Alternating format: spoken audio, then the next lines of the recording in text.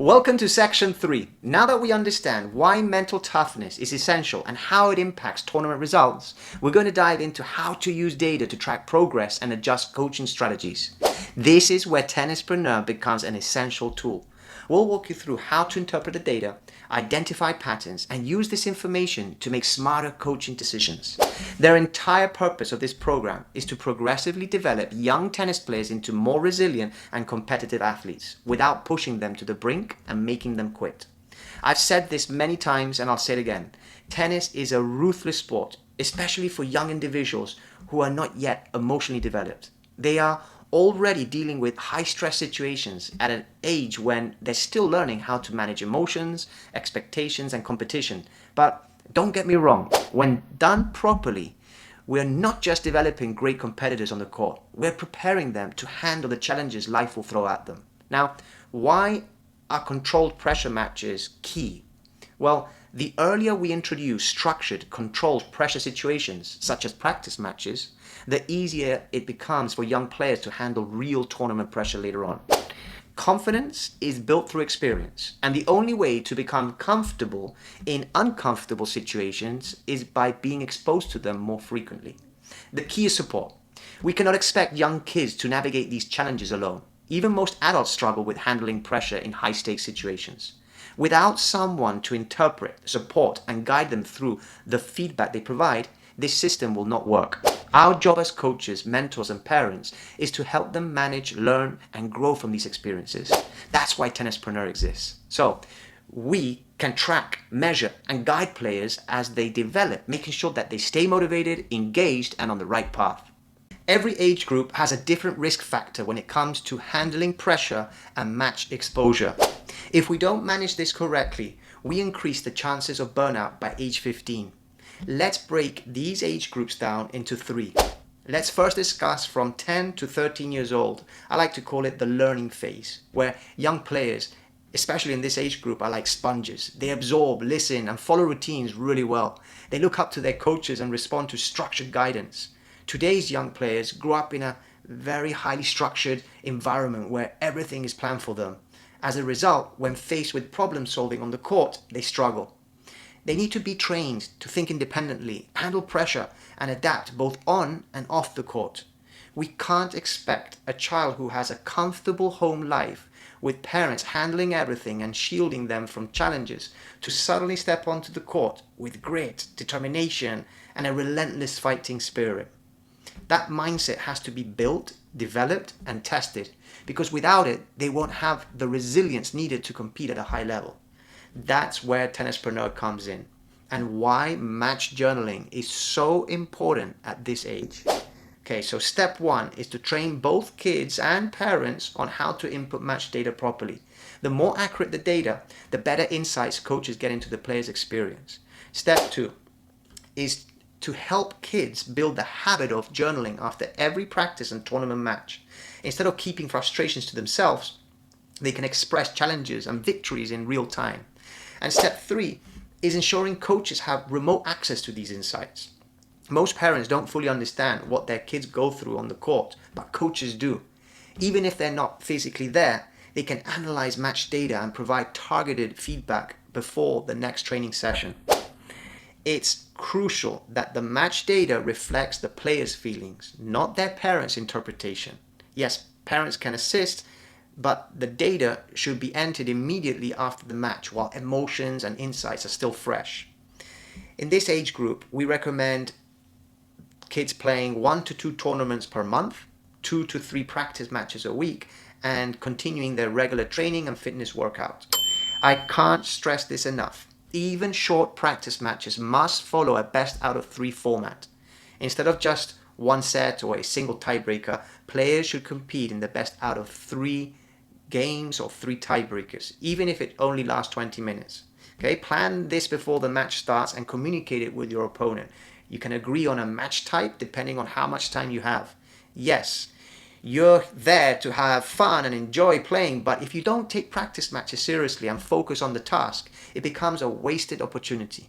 The goal is to replicate weekend match pressure during the week, but in a controlled way, allowing you to practice routines, habits, and tactical plays your coach is training you on. Why does playing best out of three matter? Because we want kids to understand that winning or losing one set isn't final. They still need to fight for the second set to secure the win. This process builds resilience, work ethic, and fighting spirit.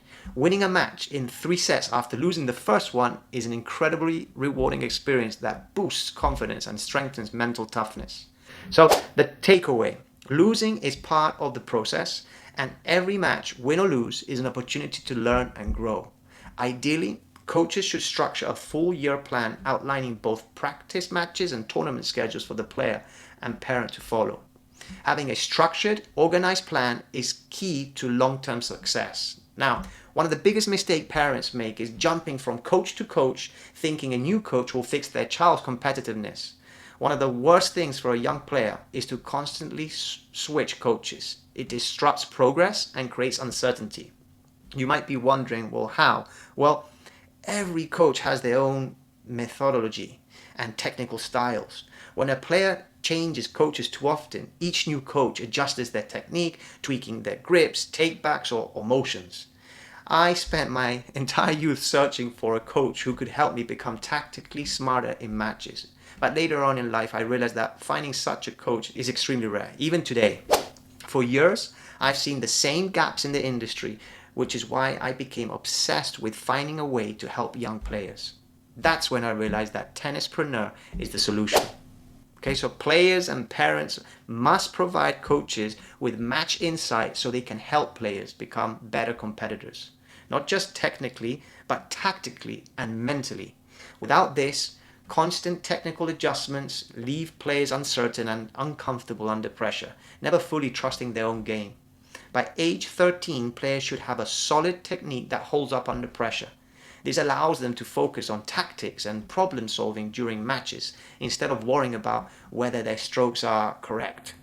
Consistency in coaching builds confidence, stability, and long-term success. Lastly, this age group is not at a high risk for quitting, as parents are highly involved and motivated to support their kids. This makes it the perfect time to establish strong habits and routines that we're discussing in this course. So how are we going to build resilience and competitiveness? Well, we want to incentivize kids to be part of a program that builds grit. Facing controlled pressure situations weekly is not easy at a young age, and that's why acknowledging their efforts and small wins is crucial.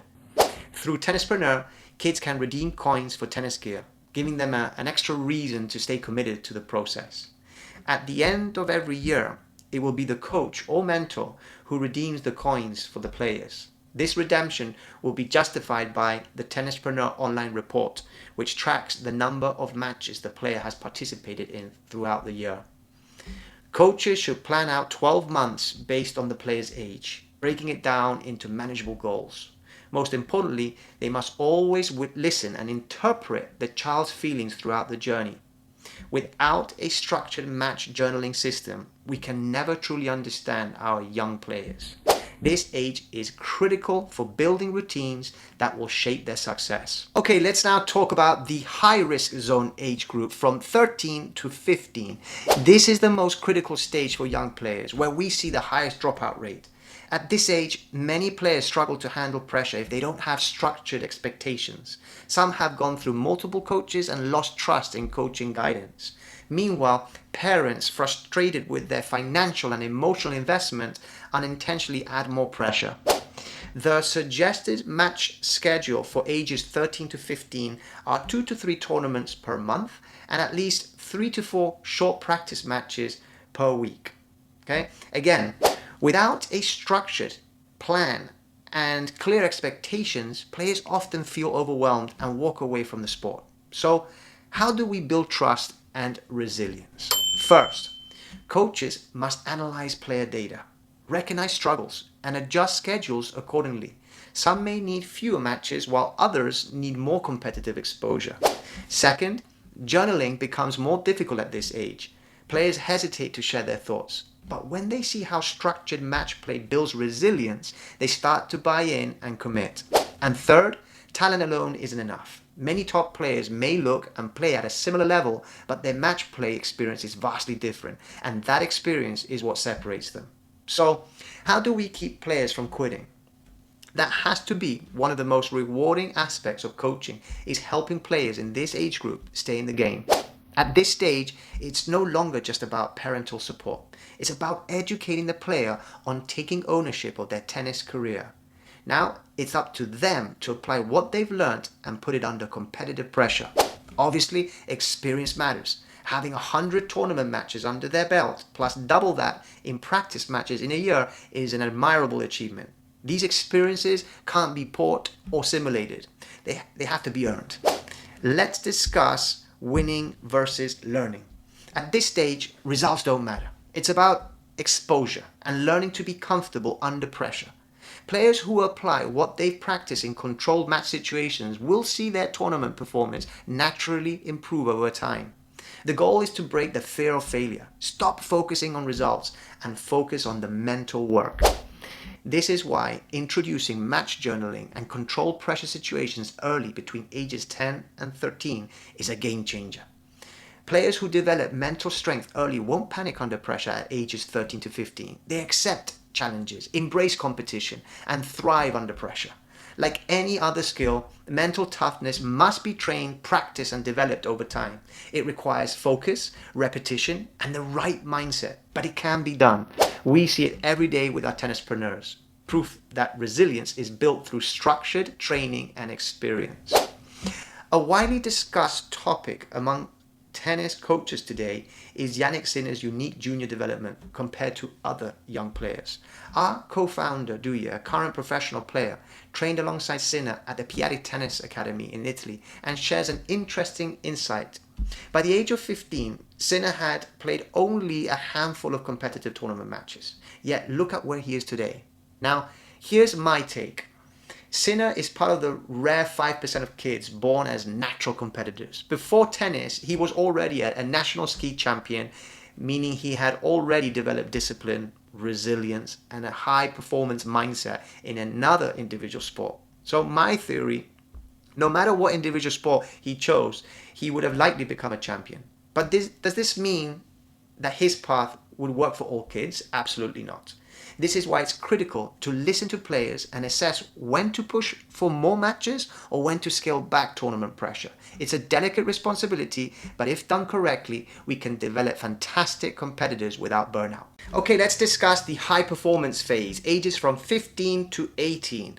By this stage, only the mentally strongest players remain. They've developed the maturity and resilience to handle adversity, they understand and respect the sacrifices their parents have made, and most importantly, they take full ownership of their careers, accepting that success is entirely in their hands.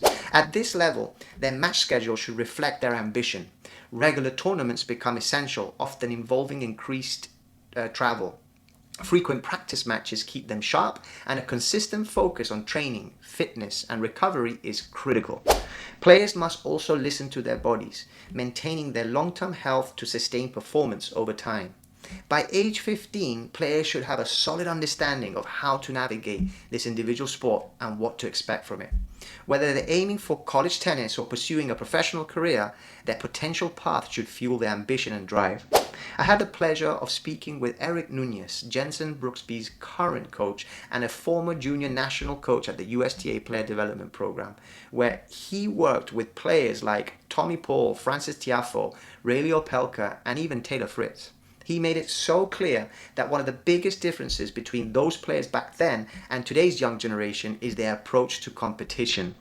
In the past, players used to play points 4 to 5 times a week in the afternoons, constantly pushing each other and keeping their competitive spirit alive. But today, many young players avoid matches, fearing failure or social pressure. And that's the question. Is why?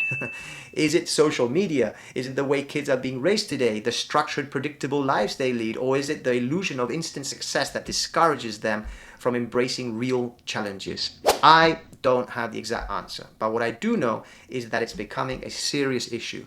That's why we're investing time, money, and energy into raising awareness about this shift. The reality is, there are no shortcuts to greatness. Players need to challenge themselves, compete regularly, and embrace the struggles that come with improvement. It's time to awaken the beast. So how does Tennispreneur solve this? Well, Tennispreneur puts the power back in the hands of the players. It gives them the autonomy to track their own progress, eliminating emotional misunderstandings between coaches, parents, and players.